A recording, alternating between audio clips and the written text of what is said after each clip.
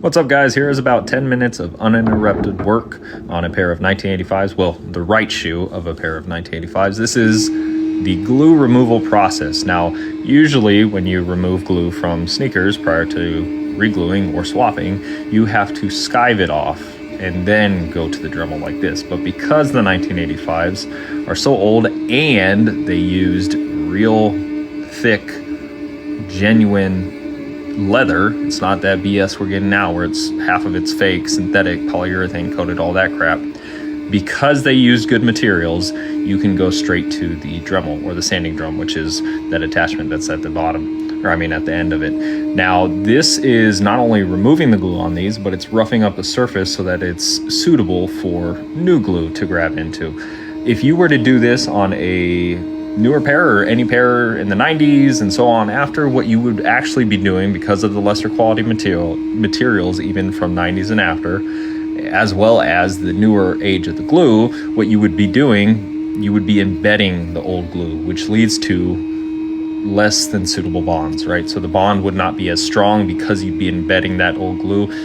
You don't see it being embedded. It's not a visual thing unless you know what you're looking for. What happens is the sanding drum, right? That piece that's spinning at 2,500 RPMs or whatever it is, right? Whatever the number is, it is causing friction at a high speed, which then causes heat. That heat is going to reheat or reactivate that old glue that's just not very good for sticking anymore. So it doesn't have that sticky capability, but it still creates a layer that you have to put new glue on.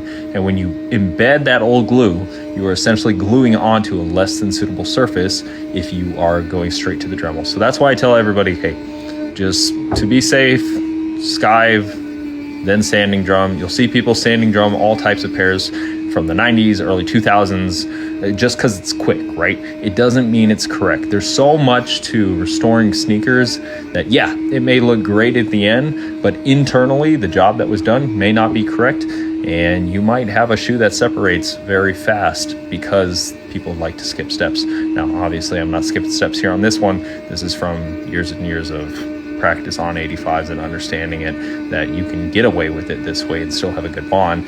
But all the shoes after, there's not, I think there's one SB that I've done this to, and it works out because it's some weird type of material. But every shoe after, you really got to skive and then Dremel. If you want more kind of detailed information like this, I have hundreds of videos on Patreon ranging from 1 minute to an hour, full how-tos, tutorials, do's and don'ts, basically explaining everything I do, why I do it, and why I don't do it on certain things. So hopefully you guys can check that out. But if not, and you want to watch the rest of this, I think there's 7 minutes left. Enjoy.